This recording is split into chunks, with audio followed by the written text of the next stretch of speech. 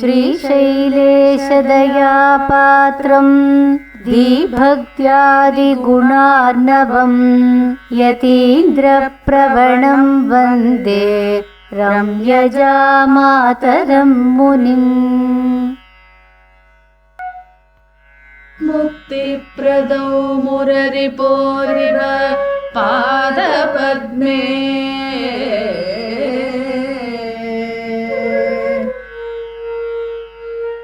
भक्त्याद्युपायरहितस्य परं मुमुक्षोः सौम्योपयन्तृ मुनिवर्य समस्तलोक सेव्यो त्वदीयचरणौ शरणं प्रपद्ये।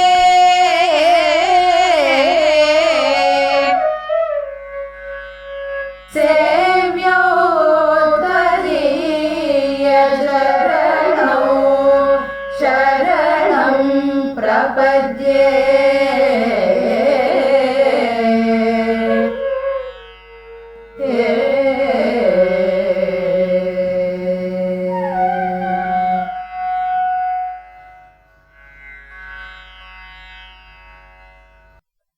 ஸ்ரீமதே ராமானுஜாய நமஹ. ஸ்ரீமத் வரவரமுனையே நமஹ. ஆச்சாரிய பௌத்திரரான அபிராமவராச்சார் என்கின்ற ஜீயர் நாயனார் சௌமியோபயந்திரமுனி பிரபத்தி அப்படின்னு மணவாள மாமுனிகள் மேலே பிரபத்தி ஸ்தோத்திரங்கள் அருளி செய்திருக்கார். அதுதான் கிரமேண ஒரு நாளைக்கு ஒரு ஸ்லோகமாக பார்த்துட்டே வந்துட்டுருக்கோம். இதில் 2வது ஸ்லோகத்தில் துவயத்தினுடைய சூச்சனத்தையும் 3வது ஸ்லோகத்தில் திருமந்திரத்தினுடைய சூச்சனத்தையும் கொடுத்தார். இப்போ இந்த 4வது ஸ்லோகம் இன்றைய தினம் அனுபவிக்க போகிறோம். இதில் சரம ஸ்லோகத்தினுடைய சூச்சனத்தை கொடுக்குறார். அதை மணவாள மாமுனிகளுடைய திருவடியோட அழகாக ஒப்பிட்டு பேசுகிறார். அது என்னங்கிற வைபவத்தை இப்போ நம்ம பார்ப்போம். முக்தி பிரதௌ முரரி போரிவ பாத பத்மே.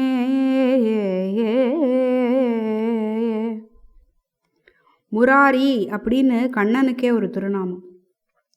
முரன் அப்படிங்கிற அசுரனை சம்ஹாரம் பண்ணினதுனால முராரி அப்படின்னு அவனுக்கு திருநாமம் வந்தது. முக்தி பிரதௌ முரரி போரிவ பாத பத்மே அப்படிங்கிறார். அந்த முராரியினுடைய 2 திருவடிகள் முக்தியை கொடுக்கக்கூடியது, மோட்சத்தை கொடுக்கக்கூடியது. பகவானும் சரம ஸ்லோகத்தில் என்ன சொல்கிறான்? அகம் துவா சர்வ பாப்பேபியோ மோக்ஷயிஷ்யாமி மா சுச்சஹா அப்படின்னு சொல்கிறான் இல்லையா? மோட்சத்தை கொடுப்பேன் அப்படிங்கிறானே. அப்போது அந்த விஷயத்தை இங்கே அப்படியே சொல்கிறார். முராரியினுடைய 2 திருவடிகள் நமக்கு மோட்சத்தை கொடுக்கக்கூடியவை. ஆனால் அதுக்கு என்ன பண்ணணும்? சர்வதர்மான் பரித்தியஜன்னு சொல்கிறான் கிருஷ்ணன், இல்லைன்னு சொல்லலை. ஆனால் அதுக்கு முன்னாடி பகவத்கீதையில் எவ்வளோ உபாயம் சொல்கிறான். ஞான யோகம் சொல்கிறான், கர்மயோகம் சொல்கிறான், பக்தி யோகம் சொல்கிறான். இப்படி எத்தனை உபாயம் பண்ண சொல்கிறான். இதெல்லாம் பண்ணினாதான் மோட்சம் இல்லையா? இந்த விஷயம் பிரதம பருவனிஷ்டர்களுக்கு, அதாவது பிரதம பருவனிஷ்டர்கள்னால் பெருமாளே தான் தத்துவ ஹித புருஷார்த்தம் அப்படிங்கிறத புரிஞ்சுக்கிண்டு அதுக்கேற்ற மாதிரி அந்த நிஷ்டையோடு இருக்கிறவர்களுக்கு தான் பிரதம பருவ நிஷ்டர்கள் அப்படின்னு பெயர். அது என்ன தத்துவஹித புருஷார்த்தம் அப்படின்னாக்கா, தத்துவம் பரமாத்மா தான் ரொம்ப பெரிய வசந்தவர், அதை காட்டிலும் ஜீவாத்மாங்கிறது ரொம்ப சின்னது அப்படிங்கிறத புரிஞ்சுக்கிறது தான் தத்துவம். ஹிதம் பரமாத்மா எப்பயுமே இந்த ஜீவாத்மாவுக்கு ஹிதத்தையே செய்யக்கூடியவர் அப்படிங்கிறத புரிஞ்சுக்கிறது. அப்புறம் புருஷார்த்தம், இந்த ஜீவாத்மா பரமாத்மாவுக்கு கைங்கரியம் பண்ணிகிட்டே இருக்கணும். நம்ம தான் சேஷபூத்தர்கள் இல்லையா? அவன் சேஷி. இந்த விஷயத்தை, இந்த 3 விஷயத்தை புரிஞ்சுக்கிறது தான் பிரதம பருவ நிஷ்டை. அந்த நிஷ்டையை யார் கடைப்பிடிக்கிறார்களோ அவர்களுக்கு பிரதம பருவ நிஷ்டர்கள் அப்படின்னு பேர். அந்த பிரதம பருவ நிஷ்டர்களுக்குத்தான் இந்த மாதிரி கர்மயோகம் பண்ணு, ஞான யோகம் பண்ணு, பக்தி யோகம் பண்ணு, இந்த மாதிரியான மார்க்கங்கள்ல எல்லாம் கடைப்பிடிச்சியானாக்கா மோட்சம் கொடுக்குறேன் அப்படின்னு பெருமாள் சொல்கிறார் கீதையில். ஆனால் சரம பருவ நிஷ்டர்களுக்கு அது கிடையாது. சரம பருவ நிஷ்டர்கள் யார்? ஆச்சாரியனே தான் தத்துவஹித புருஷார்த்தங்கிறத புரிஞ்சுக்கிறது. ஆச்சாரியன்தான் தனக்கு எல்லாமே. ஆச்சாரியன்தான் நம்மளை விட ரொம்ப வசந்தவர். அவருக்கு அடிமைப்பட்டிருக்கோம் நம்ம. ஆச்சாரியனுக்கே சேஷபூத்தர்களாக இருக்கும். ஆச்சாரியன் நமக்கு சேஷி. அவருக்கு என்னென்னைக்கும் கைங்கரியம் பண்ணிகிட்டே இருக்கணும். அவர் நமக்கு ஹிதத்தையே பண்ணுவார் அப்படிங்கிற விஷயங்களை எல்லாம் ஆச்சாரியன் நிஷ்டையோடு இருக்கிறதுக்கு பேர் தான் சரம பருவ நிஷ்டை. இல்லை அந்திமோபாய நிஷ்டை அப்படின்லாம் சொல்கிறோம் நம்ம. இப்போ இந்த இடத்துல ஜீயர் நாயனார் இந்த அந்திமோபாய நிஷ்டையை பிரதம பருவ நிஷ்டையை காட்டிலும் வசதியாக தெரிவிக்கிறார். அதுதான் நம்ம சம்பிரதாயம். அதுதான் இந்த ஸ்லோகத்தில் இவர் தெரிவிக்கிறார். முக்தி பிரதவ் முரரிபோரிவ பாத பத்மே. அவன் எம்பெருமானுடைய திருவடி நமக்கு முக்தியை கொடுக்கக்கூடியது தான். ஆனால் அதுக்கு உபாயங்கள்லாம் வேணும். ஆனால் மணவாள மாமுனிகள் அப்படிங்கிறவர் ஆச்சாரியன்.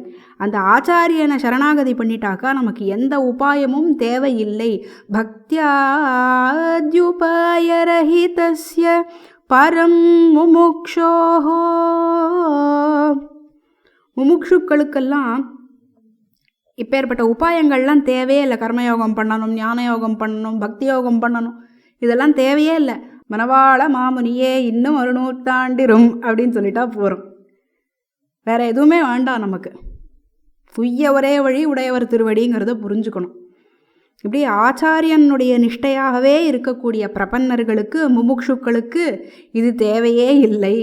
பரம் முமுக்ஷோஹோ பக்தியாத்யுபாய ரஹிதஸ்ய.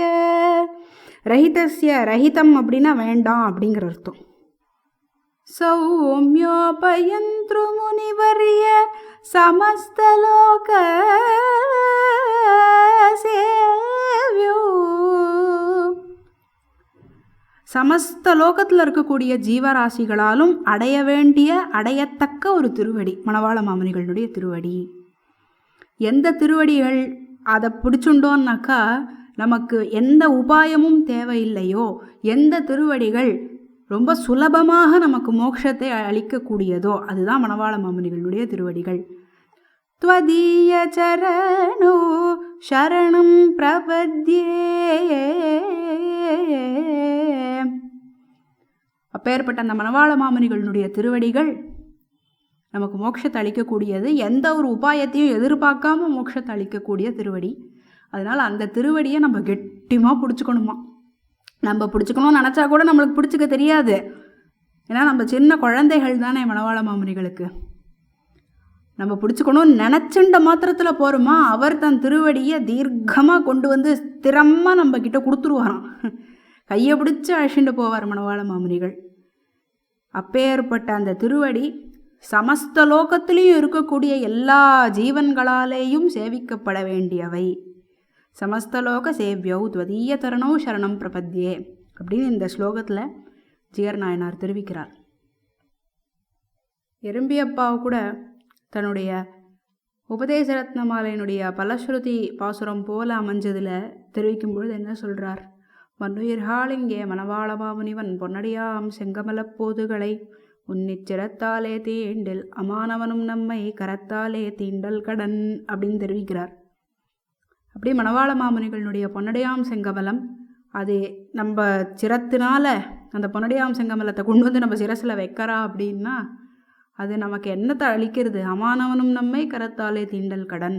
அமானவன்கிறவர் நம்ம பிராணம் போகிற சமயத்தில் நம்ம கையை பிடிச்சிட்டு அர்ச்சிராஜ மார்க்கத்தில் அழிச்சுட்டு போய் விரஜாநதியில் மூழ்க வச்சு நமக்கு மோட்சத்தை இப்படி தான் போகணும், இப்படிலாம் தான் பெருமாள் கேட்பார் அப்படின்னு நமக்கு காமிச்சு கொடுக்கக்கூடியவர் அமானவன். அப்போ அமானவன் கரத்தால் தீண்டார், நம்மளை வந்து தொடரார் அப்படின்னா நமக்கு மோட்சம் அப்படிங்கிறது அர்த்தம்.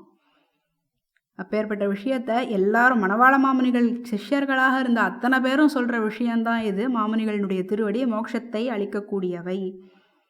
மாமுனிகள் திருவடியே போரும் நம் போல்வார்களுக்கெல்லாம். அதுதான் இந்த ஸ்லோகத்தினுடைய சாராம்சம். இது வரைக்கும் நம்ம சௌமியோபேந்திர முனி பிரபத்தியில் 2வது 3வது 4வது ஸ்லோகம் இந்த 3 ஸ்லோகத்திலேயும் கிரமேண துவயம் திருமந்திரம் சரமத்தினுடைய சூச்சனத்தை கொடுத்து அதுக்கப்புறம் மணவாள மாமுனிகளுடைய திருவடிகளை பற்றி மேன்மையாக அனுபவித்தோம். நாளைய தினம் 5வது ஸ்லோகம் அனுபவிப்போம். ஆழ்வார் எம்பெருமானார் ஜீயர் திருவடிகளே சரணம்.